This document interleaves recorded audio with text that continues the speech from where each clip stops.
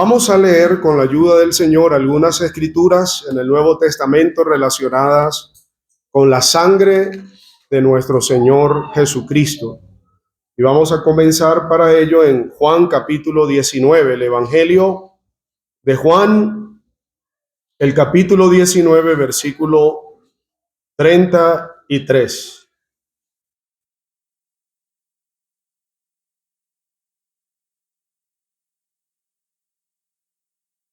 Juan 19 y 33 dice así: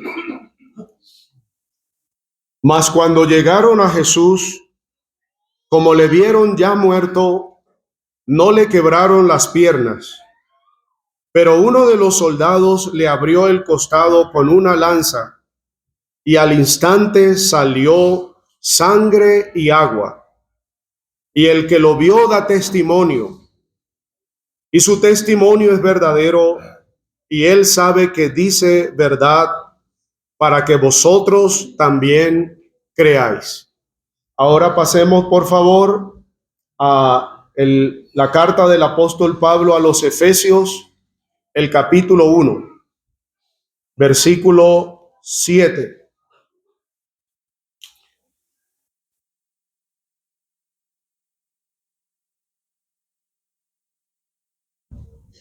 Dice así, la última parte del versículo anterior dice: en el amado, en quien tenemos redención por su sangre, el perdón de pecados según las riquezas de su gracia.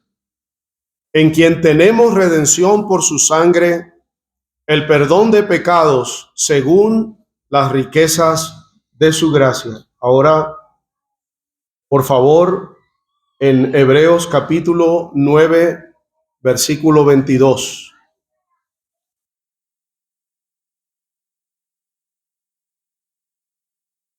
Hebreos 9 y 22 dice la última parte del versículo: y sin derramamiento de sangre no se hace remisión. Y sin derramamiento de sangre no se hace remisión. Esa palabra es no hay perdón. Ahora, por favor, en Primera de Pedro, el capítulo 1 y versículo 18. Primera carta del apóstol Pedro, capítulo 1, versículo 18.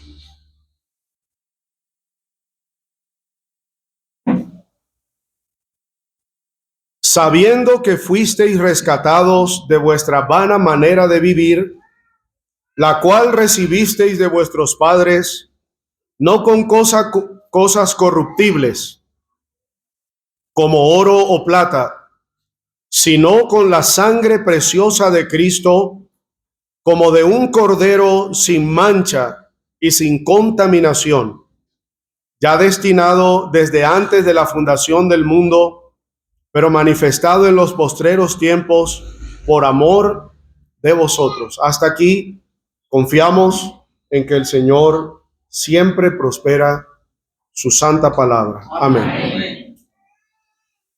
Esta mañana estábamos oyendo de la primera sangre humana que fue violentamente derramada en la historia de la humanidad.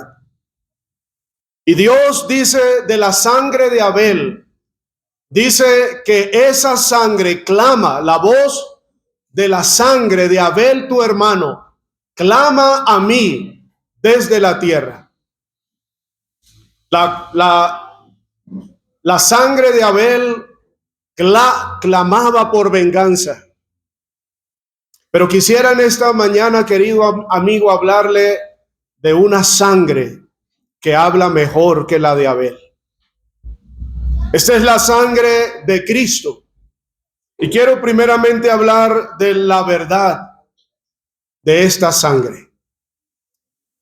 Hay muchas teorías, muchas falsas creencias relacionadas a la sangre de Cristo.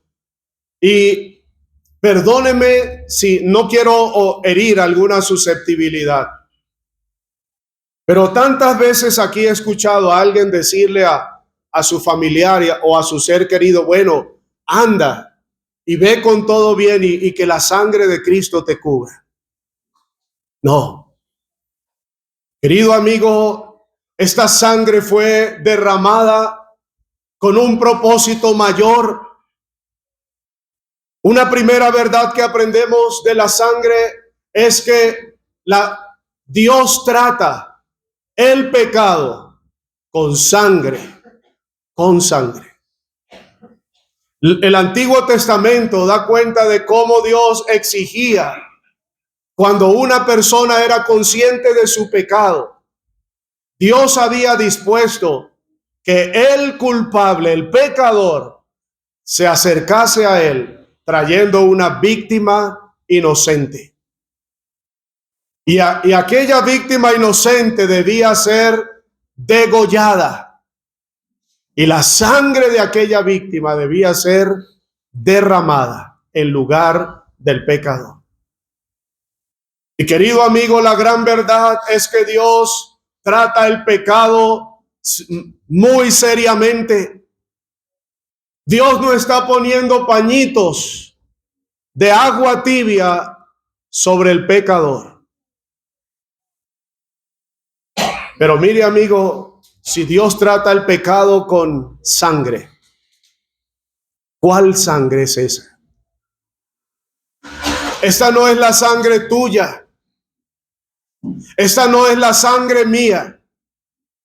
Porque tu sangre, como mi sangre, lleva el germen y la contaminación del pecado. Esta sangre, la sangre de todo ser humano, querido amigo, está manchada. Y Dios exige algo más que la sangre del pecador. Y quiero que piense conmigo en la virtud de la sangre de Cristo. Mire lo que dice el apóstol Pedro. Dice el apóstol, sabiendo que fuisteis rescatados de vuestra vana manera de vivir, la cual recibisteis de vuestros padres, no con cosas corruptibles como oro o plata, sino con la sangre preciosa de Cristo. Y mire lo que dice, como de un cordero sin mancha y sin contaminación. Mientras piensa en esto, la sangre de Cristo, sin mancha y sin contaminación. Quiero que vayamos por un momento al pasaje que leímos al comienzo en Juan capítulo 19.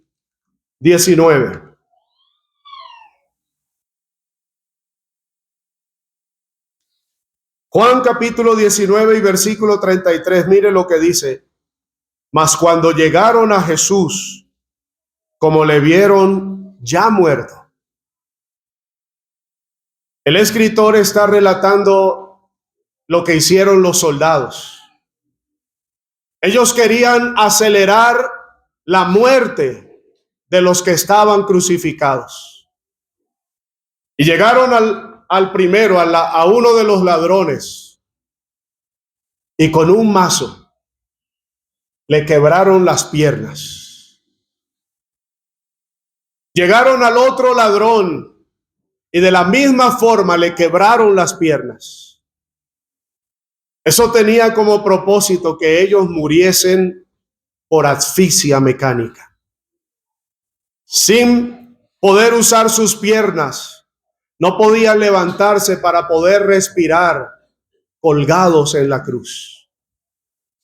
Pero cuando llegaron a Cristo, Él ya estaba muerto.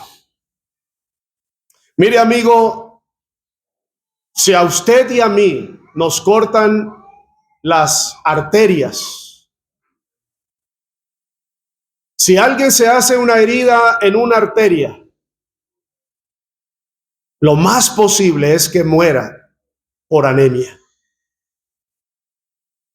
Porque la sangre, la vida de la carne, dice Génesis capítulo 9, en su sangre está. Pero Cristo, la sangre de Cristo es tan distinta. En el cuerpo de Cristo la vida no estaba en su sangre, porque Él es la vida, Él es la vida. Él es el autor de la vida. Cuando llegaron a Él, Él ya había expirado. Querido amigo, Cristo murió en la cruz en el momento que Él decidió morir. Pero mire lo que sigue diciendo, versículo 34. Pero uno de los soldados le abrió el costado con una lanza y al instante salió sangre y agua. Esa palabra "y al instante salió" indica que ocurrió algo muy distinto. Cuando el cuerpo de un muerto es herido, ya muerto, la sangre brota adherida a la piel. Pero lo que ocurrió aquí fue algo muy distinto. Aquella sangre salió con profusión. Esa sangre no estaba coagulada. Querido amigo, era una sangre de uno sin mancha y sin contaminación. Era la sangre que Dios exigía para limpiar el pecado, para expiar la culpa de cada pecador. Querido amigo, esta es la virtud de la sangre. La sangre de Cristo es tan distinta, tan sublime, tan valiosa para Dios. Hemos cantado: cuando Dios la sangre ve que el Hijo derramó, en la cual el pecador se lavó, Dios verá con favor. Amigo, esta es la virtud de esta sangre. Pero fíjese también en el valor de esta sangre. Hemos leído en palabras del apóstol Pedro, en el capítulo 1, versículo 18, sabiendo que fuisteis rescatados. Esa es la misma palabra que hemos leído en Efesios capítulo 1 y versículo 7. En quien tenemos redención por su sangre. Querido amigo, la sangre de Cristo, su vida que fue ofrecida en la cruz, su sangre derramada, era el precio que Dios exigía para tu rescate. La buena noticia en esta mañana es que el rescate ha sido pagado.